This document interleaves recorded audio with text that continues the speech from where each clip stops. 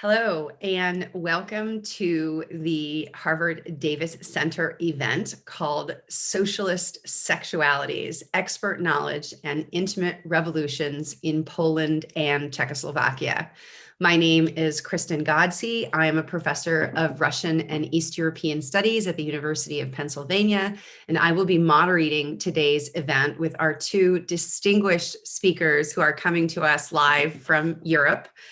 The first is Agnieszka Kościańska, who is the Leverhulme visiting professor at the Oxford School of Global and Area Studies and an associate professor in the Department of Ethnology and Cultural Anthropology at the University of Warsaw. I actually met Agnieszka about 10 years ago when I was a fellow at the Radcliffe Institute for Advanced Study, and she was a Marie Curie Fellow, I believe, in the Department of Anthropology, working with Michael Hertzfeld. And in the past, she was a visiting fellow, as I've just mentioned, at Harvard University. And she was also a visiting fellow in 2006 at the New School for Social Research, the University of Copenhagen in 2005. She's also been at the Edinburgh College of Art in 2017. And at the Imre Kertész College in Jena, 2016, as well as 2017 and 18. She is the author and co-editor of several volumes on gender and sexuality, including To See a Moose, The History of Polish Sex Education, which is forthcoming in English with Berghahn Books. It's already been published in Polish. And that Polish version was in 2017. And her other book is Gender, Pleasure, and Violence, the Construction of Expert Knowledge of Sexuality in Poland, which just came out with Indiana University Press this year. And the Polish version came out in 2014 with the University of Warsaw Press. So I am so delighted that Agnieszka is here joining us, sort of a Harvard reunion, even though we are only virtually at Harvard. Our second speaker is Kateřina Lišková. She is an associate professor in sociology at Masaryk University in the Czech Republic. Her research focuses on gender, expertise, sexuality, and the social organization of intimacy, particularly in Central and Eastern Europe. She is currently affiliated as a guest researcher with the Department of History and Art History of Utrecht University.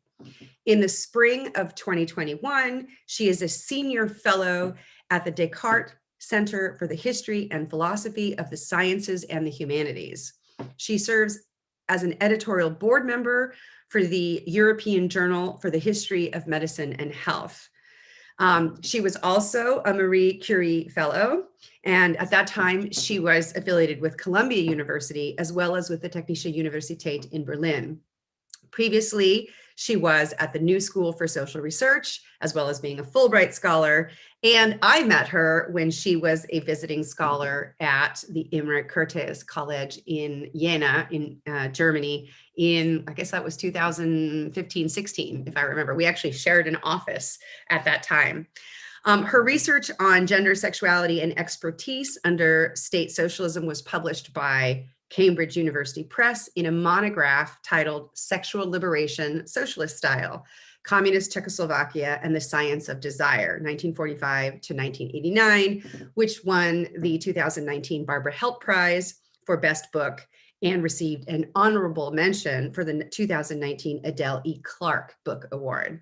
So thank you, Kateřina, as well for joining us today. I'm very excited about your joint presentation, and please, for those of you watching, if you have questions, please put them in the Q&A section of the webinar, or if you're watching live on YouTube, to the live stream, you can also put questions into the chat box there. And then after the end of the presentation, I will be moderating the question and answer period.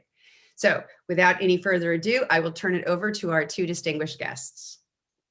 Thank you so much, Kristen, for this really kind introduction. And many thanks to the Davis Center for organizing this. As Kristen said, we met 10 years ago at Harvard, and this is actually when the idea of this book was forged, and that was in the middle of my research project.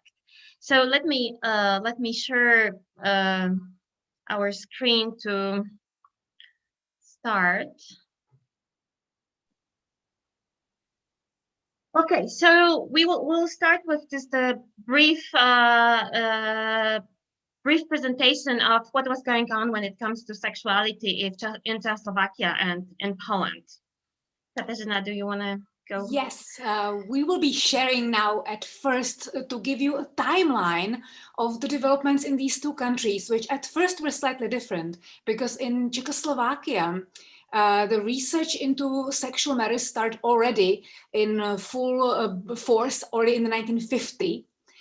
For example, research in homosexuality was conducted between 1950 and 1958, and homosexuality was decriminalized in Czechoslovakia in 1961.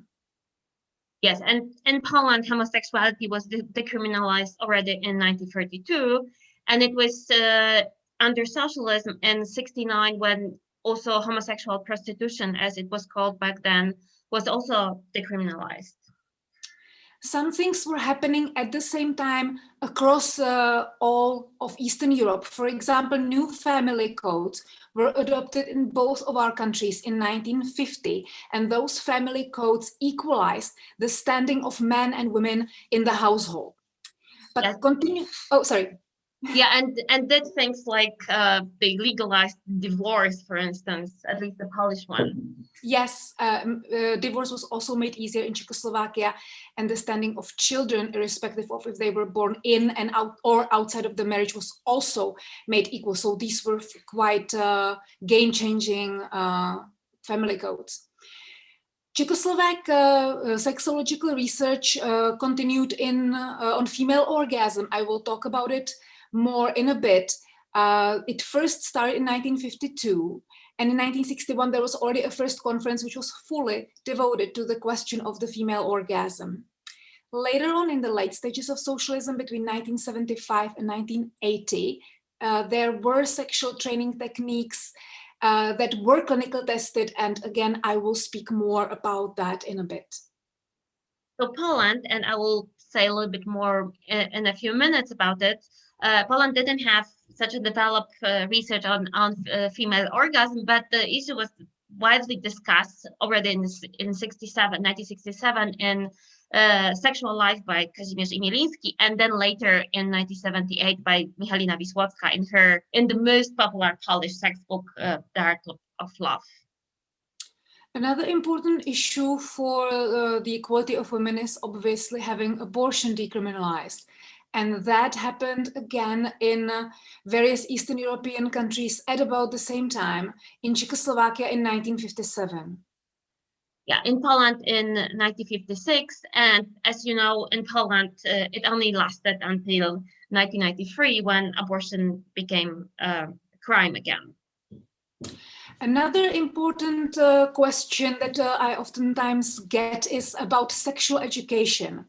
It is a more tricky question when it comes to Czechoslovakia, because there were already lectures, particularly in high schools, done in the 1950s, especially towards the end of the decade.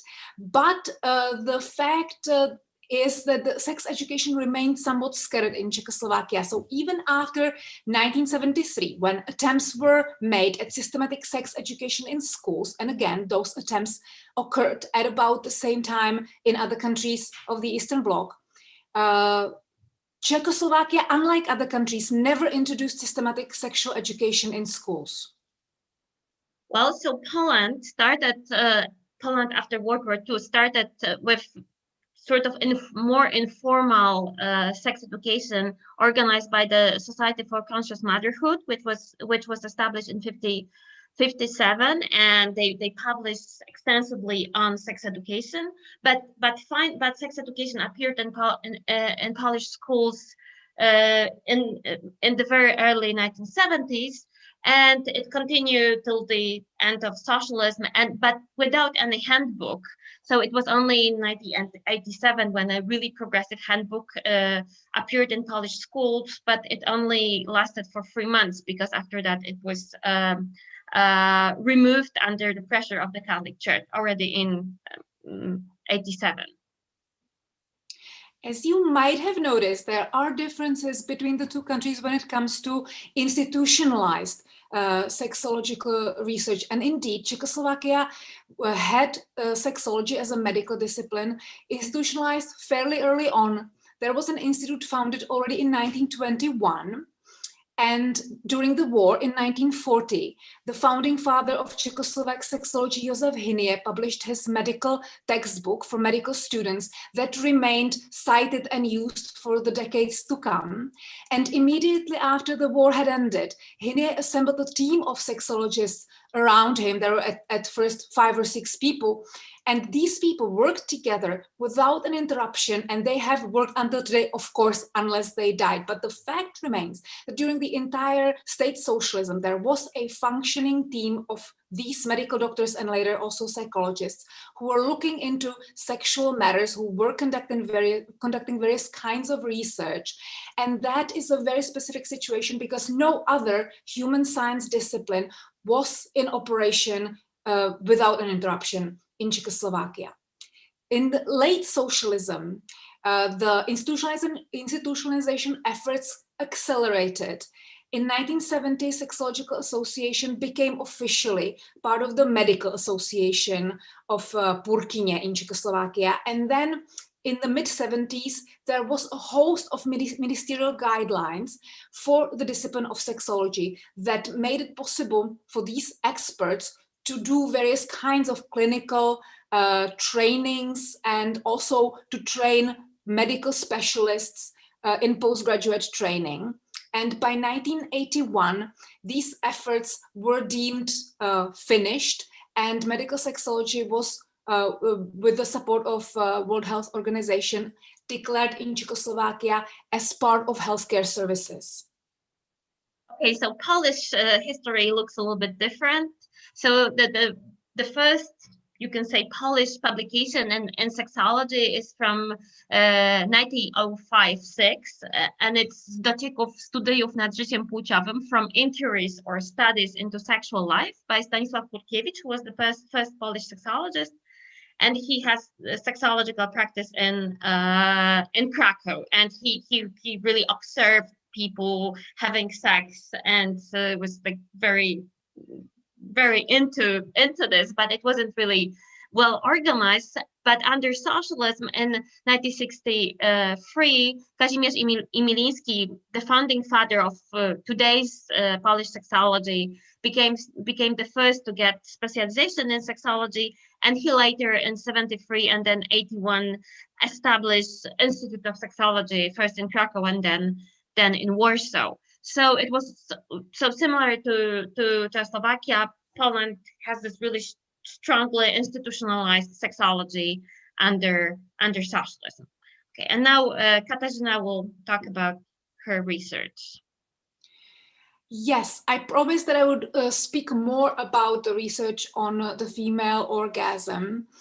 And then for that purpose, we need to move to the 1950s in Czechoslovakia. Many books were published at that point, various marriage manuals by Czechoslovak sexologists, in which the authors were advising future marital partners how to have a successful marriage life. And what these books were typical of was the accent on equality of the spouses. So only when men and women are equal, when they respect each other as human beings with their various interests, when they fall in love, can they successfully marry and live their married life together. So this idea of equality and love and mutual respect, also the full working status of people, because the work was the environment where these sexologists imagined that future partners would meet. That was very typical of these books whenever they talked about marriage. And also they mentioned sexual part of marriage and the need for sexual fulfillment as really indeed crucial for the success of marriage and also for women's happiness in the marriage. Can you, Agnieszka, put next slide, please? At the same time, the first research on female orgasm occurred in Czechoslovakia. the reason for that was the medical debates that various medical experts, mostly gynecologists, were having at the turn of the 40s and 50s about the role of the female climax for conception. And since there were couples, about 15% of married couples who could not conceive a child, the childlessness, this involuntary childlessness, was understood as a reason to treat women as part of broad national insurance, and women underwent treatment, and many went also to this spa that you see on the picture, Františkovy Lázně, which was specialized in gynecological problems. And there, many women still were not identified as having a specific medical problem. But what the gynecologists in this spa understood when they talked to these women was that the women were not satisfied in their marriages. So the gynecologist invited sexologists from Prague, from the Sexological Institute, so that they could explain what's going on. And sexologists devised a large survey in which there were 500 women who could not conceive a child. And they had a comparison group comprised of 250 women who were currently pregnant.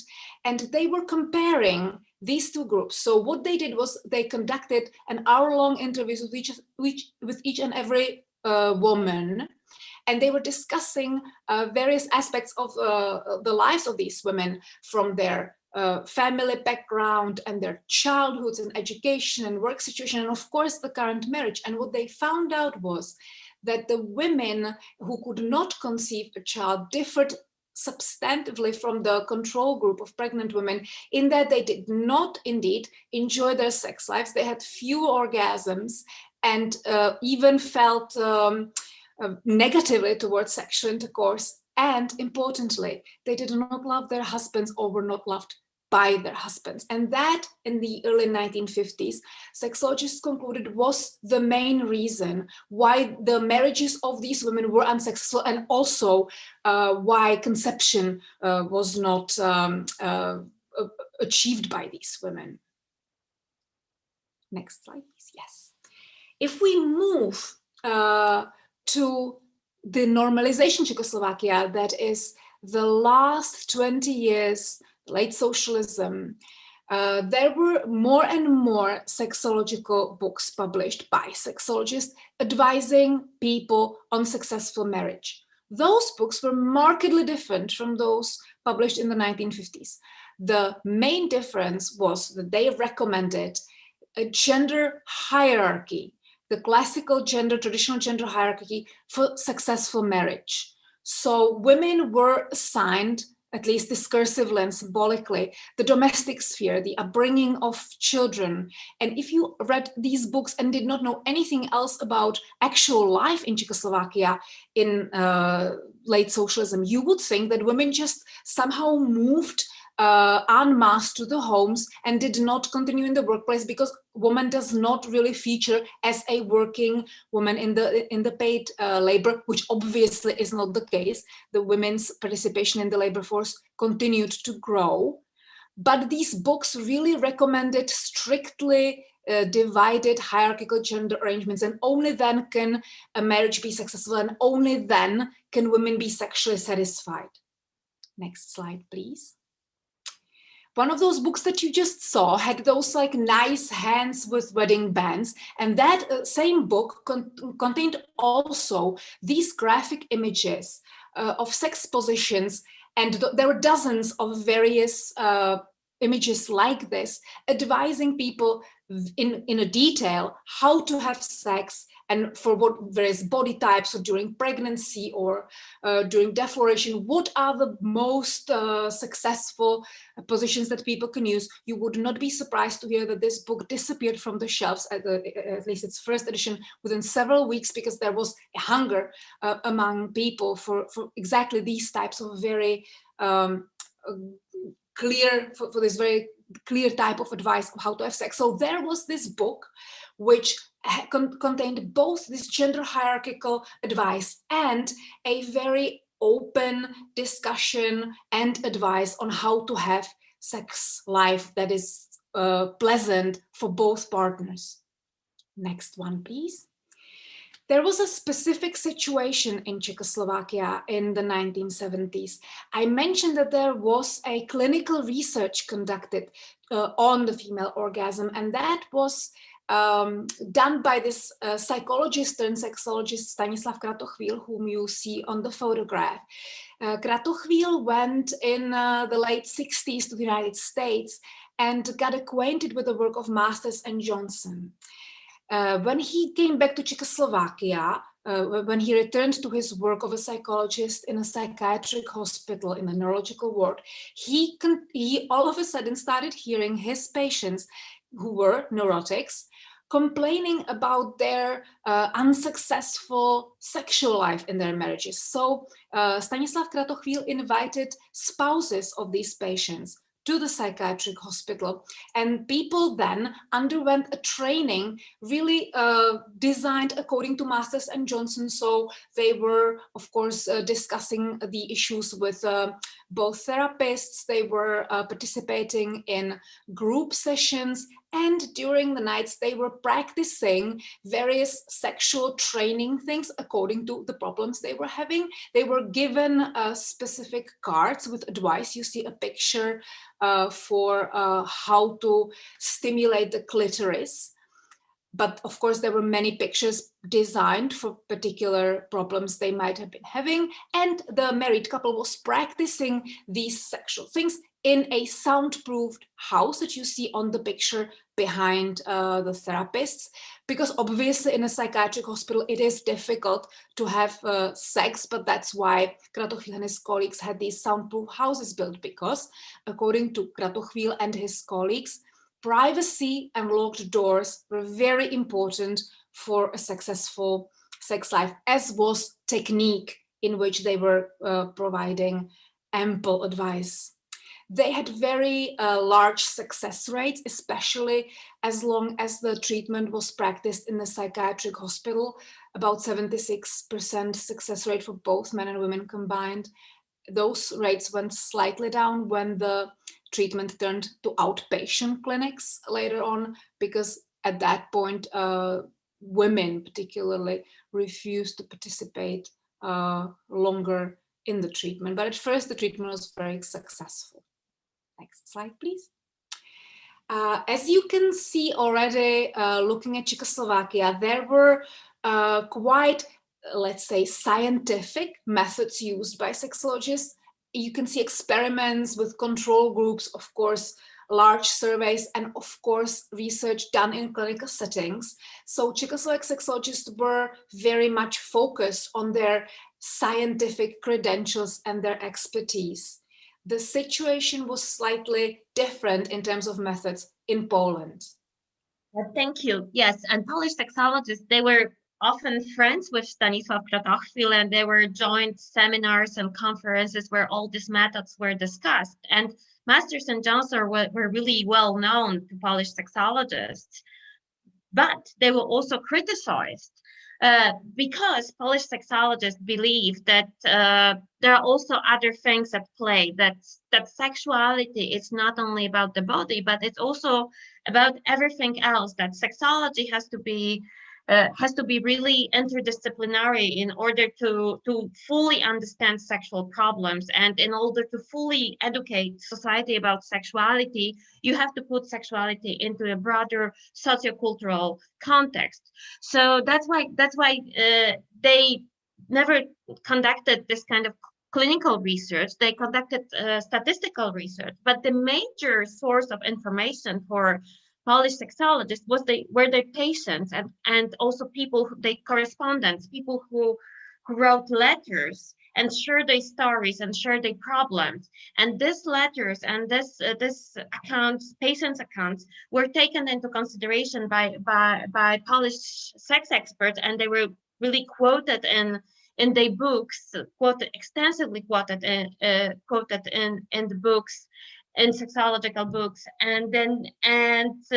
So I argue that Polish sexology was really patient oriented, and all the sex manuals that were created in reply to patients' concerns and in reply to various patient problems. So what you can see on the slide is Sexologia Kulturowa. It's one of the major handbooks for sexologists, how to practice sexology, and it's called Cultural Sexology.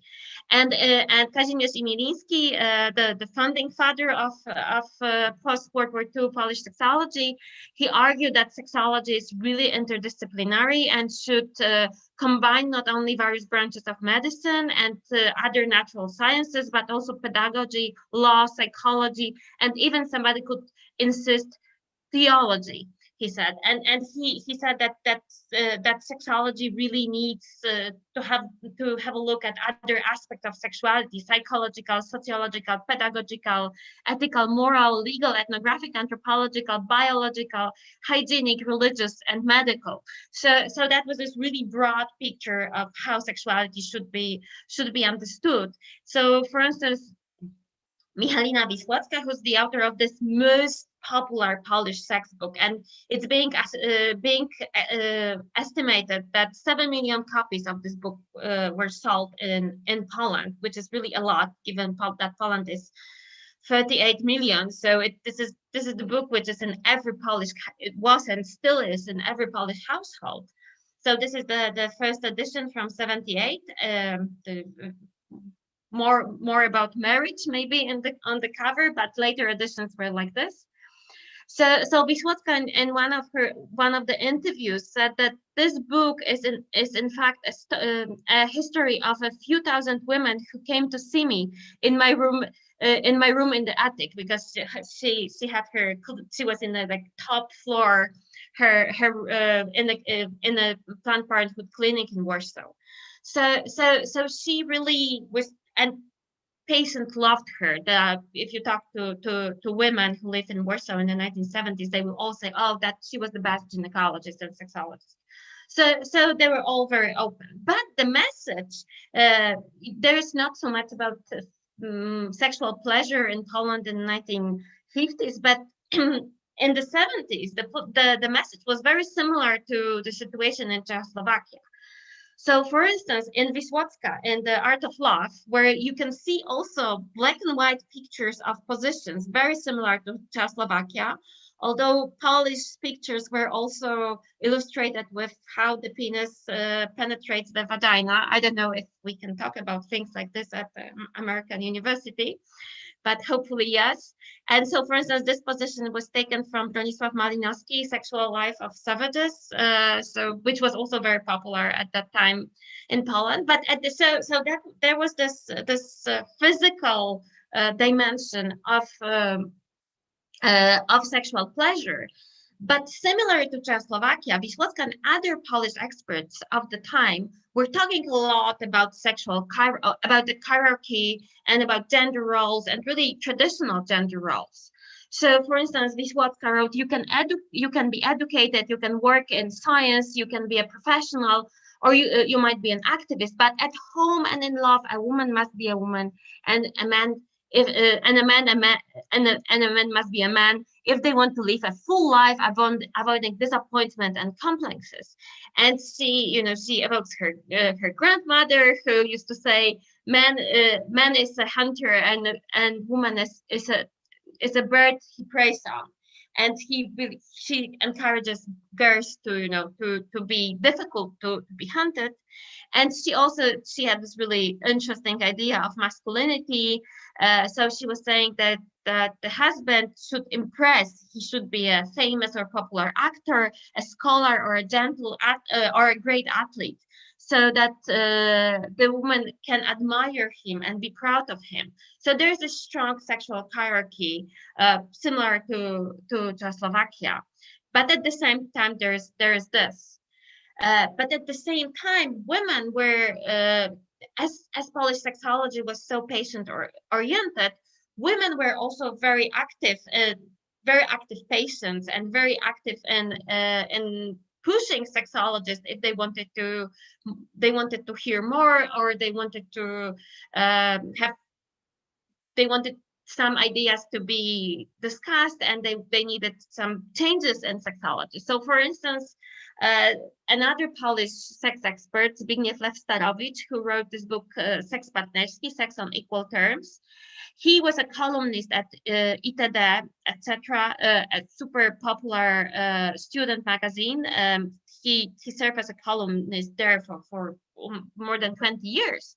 So for instance, he received this letter from Jadzia, and she was saying this is a very interesting example how sexological language was used by people, and this is really a proof of a huge popularity of sexology. So she was writing like this: I'm a young married woman, and I belong to the group of women with a clitoral type of orgasm. My husband knows about it, but he doesn't know how to arouse me. He gets tired and annoyed quickly. He keeps asking me, am I coming close to orgasming?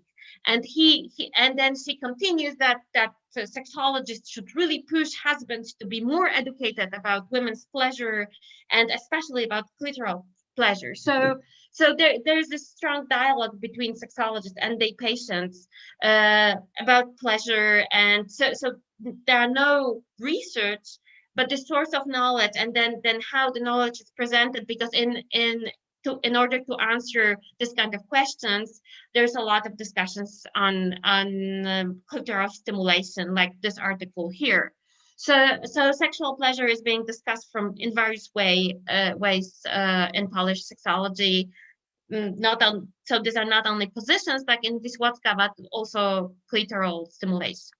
And just to make a link between what was going on under socialism and now, let me finish with this other article from Lewsterowicz from '85 about tyranny of orgasm. So when I was at Harvard 10 years ago, there was a big discussion in the US about the biomedicalization and commodification of women's sexuality, and that big pharma wanted to introduce Viagra for women, and there were a lot of feminist campaigns against this. For instance, Leonard Pfeffer already in 2001 wrote about what she called the tyranny of orgasm, and she was arguing that because sexuality became so thinking about sexual pleasure was so much oriented towards the body as a result of Masters and Johnson model of sexuality, that now we are witnessing what she called the tyranny of orgasm. And the very same phrase was used by Zbigniew Lewsterowicz already in '85, when he was arguing quite the similar thing, that there is such a strong focus on orgasm and on this biological form of sexual pleasure, that it can lead some women to lower self-esteem, because if they don't have an orgasm. So this is let me just read from Lewsterowicz. One can say that the interest in the phenomenon of orgasm and the development of sexology allow many women to enter into the formerly unknown world of experiences. But there is also the other side of the coin. The popularization of sexology, publications concerning orgasm, and satisfactory sex propaganda have led to the tyranny of the orgasm. For many women, the capacity to have an orgasm indexes their self-esteem. Women who were happy in their relationships and satisfied with their sex life had started to doubt the normality of the situation and have lost their sense of happiness. So he really stressed that there is more to sex and sexual pleasure than the physical aspect, and that we should think about sexuality more in cultural terms. Yes, so thank you so much for your attention, and here are our two books on sexuality in Eastern Europe under socialism.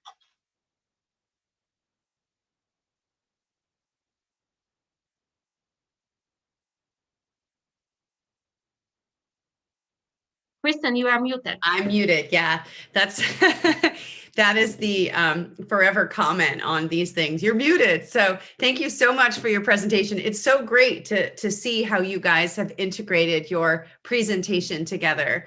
So I have a couple of questions. There's already a question from the audience. I encourage you, those of you who are in the webinar, to please post your questions for our speakers in the Q&A box, as well as those of you who are watching on YouTube to send your questions in as well.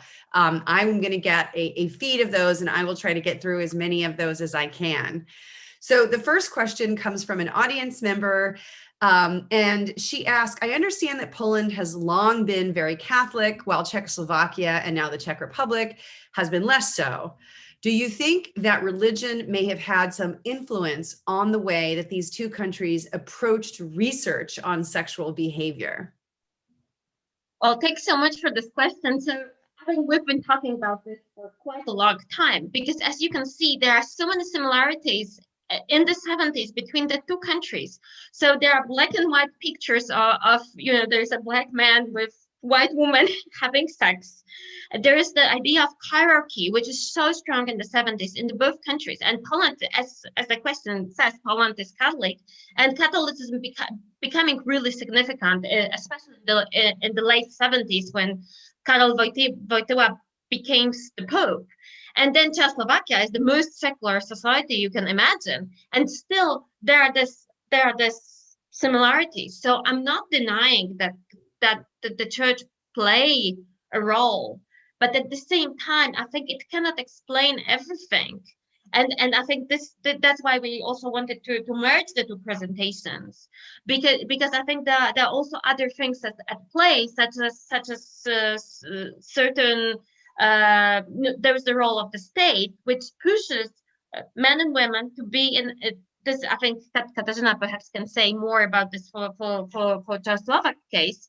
But in Poland, after Stalinism, there's a huge backlash against women's equality, which was so much stress during Stalinism. So then you can see it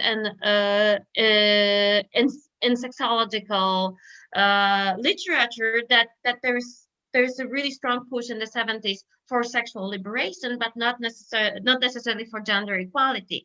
And of course, you can say that Polish methods, humanistic methods, are because doing something like Masters and Johnson, that would be just too much for Catholic Poland. But on the other hand, when I talk to sexologists and who were active then, they were saying, no, the church didn't really bother us back then, and we just really thought that we have to think about other issues as well, that the body is very well researched by both people like Krotowski in Czechoslovakia and Masters and Johnson. So we really don't need any more of this research, but and I think there's a strong tradition of this holistic approach to sexual health that it can be traced back even to the late 19th century. Kateřina, do you want to add something? I just maybe want to add something on the research thing. I would think that the difference in research methods in Czechoslovakia was due to its institutionalization and the fact that the doctors, because they were medical doctors, worked with other medical doctors, and they had also their support groups and turf battles, and that forced them to establish their own credentials and develop their own methods. And of course, their own methods means that the methods were inspired by other sciences, but they were really seeing themselves, sexologists, from immediately after the war as part of the medical establishment, as proper scientists, and that really heavily influenced the methods they used.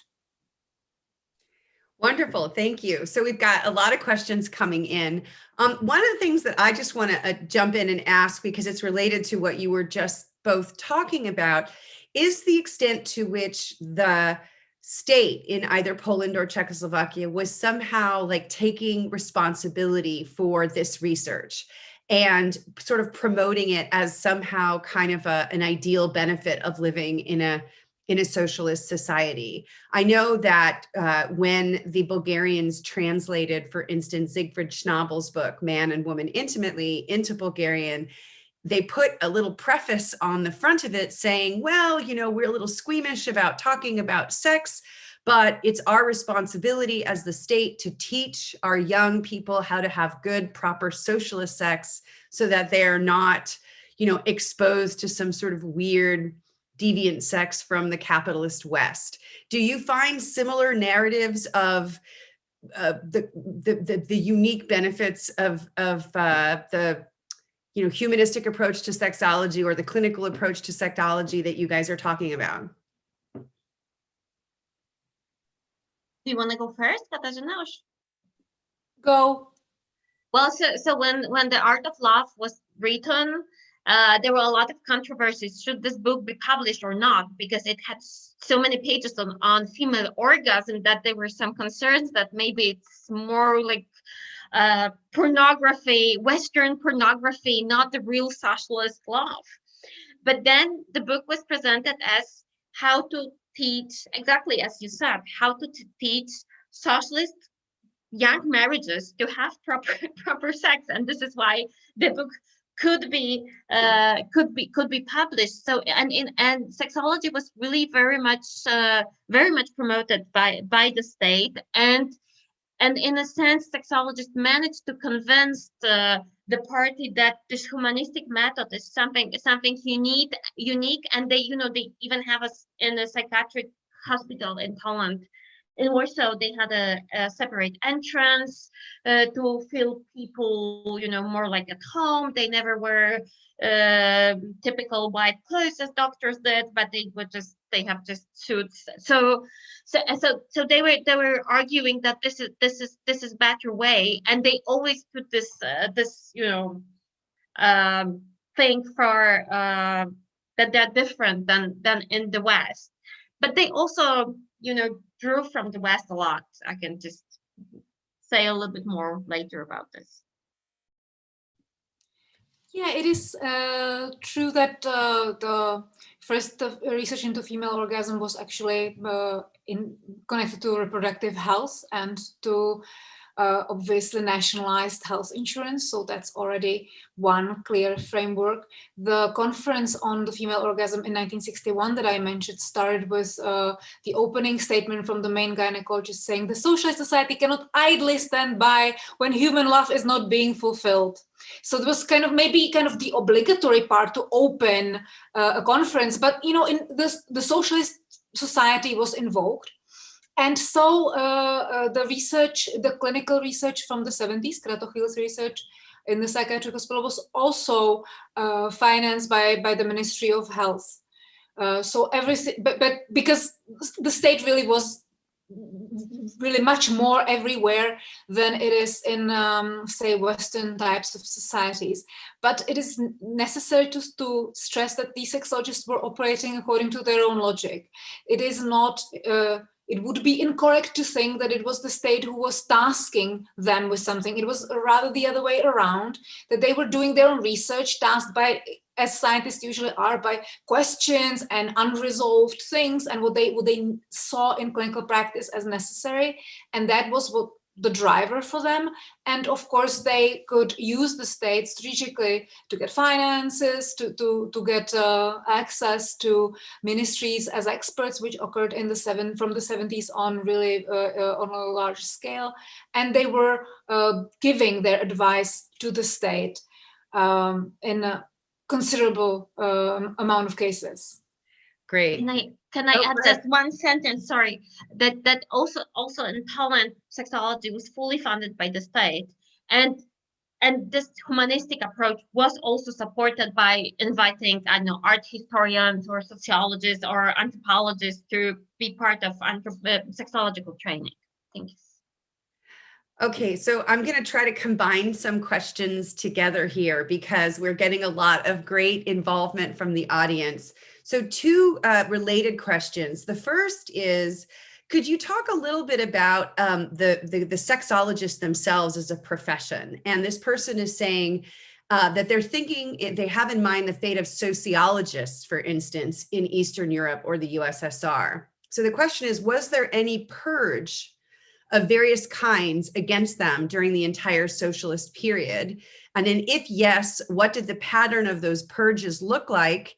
And what would a sexologist end up doing after they were purged from their profession? And a related question is, what happened to the study of sexology after 1989? What happened to these people? So can I start with this one? I touched upon that. Sexology was not purged in Czechoslovakia. There was one documented attempt in 1952, so at the height of Stalinization, that there were debates at the Ministry of Health whether sexology is not some bourgeois endeavor and whether it should not be disposed with. At that point in time, gynecologists stood by sexologists, and together they saved the discipline, saved the institute. The Sexological Institute changed its name, which it did several times, at that moment to the Institute for Researching Reproductive Capacities. But the same people remained there, and they kept going on with the research that they did. So their research efforts were not changed, and at no later point were they interrupted, which exactly stands in large contrast to other disciplines such as psychology, sociology, philosophy, or other disciplines that can be more easily disposed of, because the sexologists were in Czechoslovakia medical doctors, and it is obviously a different status that medical doctors have compared to these other social science and humanities people that were repeatedly, and of course that remains until today, oftentimes not seen as real scientists. And after 1989, the Sexological Institute remained in existence, and the same people continued their research, and really typically people ended their engagement with the Sexological Institute either by retirement or by death. So it really means that there was a same group of people and their disciples who continued on with their work. Yeah, the same in Poland. No, they were really supported by the state. So, and even if some of them were medical doctors and some of them were psychologists or educational specialists. But what happened after 89? So I think Polish sexology survived quite well, and it remained interdisciplinary to some extent. Because then, if you look at contemporary sexology globally, and from a feminist perspective, as I mentioned earlier, there's a huge a lot of feminists criticize sexology or sex therapy in general for over biomedicalization of sexuality and for commodification of sexuality. So sex therapy is today very often just giving drugs for erectile dysfunctions and things like this. So this humanistic element is gone. But if you look what's going on in Polish sexology, it is still quite interdisciplinary, and there's a lot of space for more traditional sex therapy, not only for drug therapy with drugs like famous drug for erectile dysfunction. So although a lot of sexologists would complain that these were the golden times, the 1980s. We had all those great seminars with Czechoslovakia, and and we had so many collaboration. And when American sexologists came to visit us, people like John Money, they said they were envy that we have the state funding, and we can have all those discussions and not only do whatever the pharmaceutical industry wants us to do it. Okay, so there are a couple more questions. I'm going to try to bundle them here. So the first one is about, to what extent were Polish and Czechoslovak sexologists collaborating with other countries in the Eastern Bloc, right? So we know, for instance, that apparently there was no sex in the Soviet Union, the famous slogan from the Telemost Boston conversation.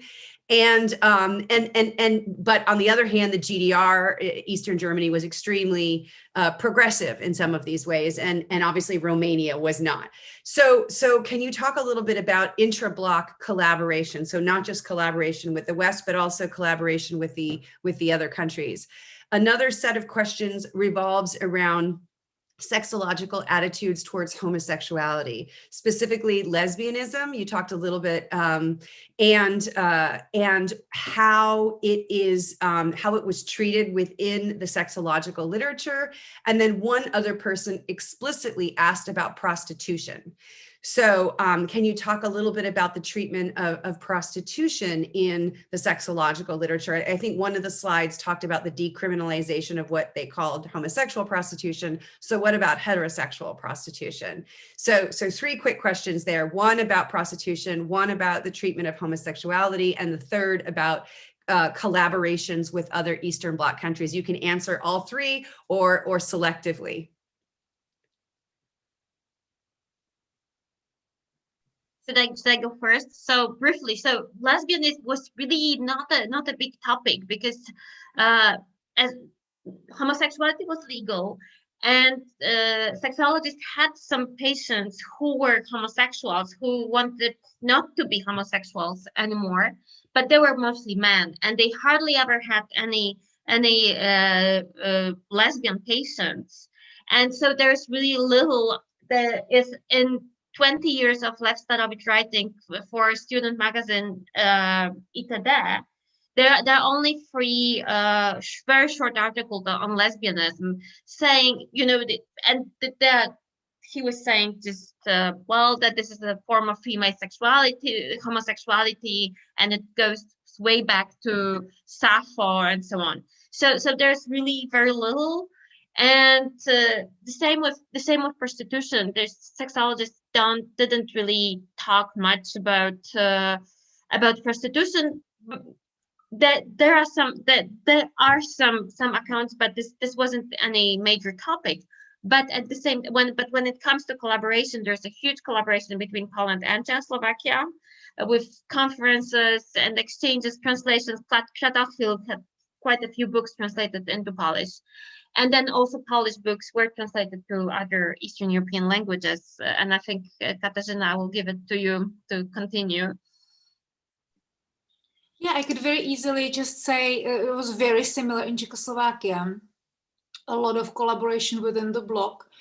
Conferences that were happening at least once a year, if not more often, with experts, mostly from neighboring countries, but also from afar. There was a big international conference in 1968 in June in Prague, where there were experts from all over the world, from 4 continents. So there was really East, West, South, North collaboration. So definitely Czechoslovak sexologists were connected both within the bloc and beyond, and they were up to speed with knowledge and sharing. And lesbianism was not a frequent topic. If it was mentioned, then doctors would say something, yeah, we don't get women to our sexological offices because women who are attracted to women don't have complaints. And typically, obviously, sexologists would meet people who had problems of various types. And as to homosexuality, I mentioned that there was this big research between 1950 and 1958 into male homosexuality that was quite groundbreaking. I would give a shout out to Kate Davison, who recently published details on how this research was conducted in Czechoslovakia, and importantly, how it influenced, or rather how it disappeared from knowledge when it traveled west, both to West Germany and Australia. So that was something that was done, but again, male homosexuality. And during this research, Czechoslovak sexologists realized that they cannot retrain a male homosexual to be heterosexual, which had been the original purpose of this research. And upon this realization, Czechoslovak sexologists pushed for the decriminalization. So that was the reason, the research was the reason, and the decriminalization of male homosexuality occurred in 1961. And the only problem that remained was homosexual prostitution, because prostitution was unacceptable for a socialist country, because that meant that a person did not gain their living in a proper socialist way by proper work. So cases of prostitution would pop up, especially in the 50s, connected to homosexual prostitution, and later on sporadically when connected to either improper way of life, and later on more in the context of not giving a proper background to children, like domestic grounds. So women who would be in prostitution would be labeled unfit mothers, for example. But again, those instances were not very frequent. Great. Okay, we have a few minutes left. There's an interesting comment, which is also sort of a question here from somebody who came from Czechoslovakia to the United States in the 80s. And I know that both of you have lived in the United States as well. And so this comment basically is about how, I'm going to read it. When I came to the USA in the late 80s, I had a big cultural shock. Society was so much more reserved compared to my life under socialist Czechoslovakia, where sexual behavior and body politics were very relaxed. Are those differences related to differences in the economic system? So this is related to an earlier question that we had, or, especially Agnieszka, you talked a little bit about Masters and Johnson. What do you think underpins the very different attitude towards sexuality, for instance, in Eastern Europe and in the United States?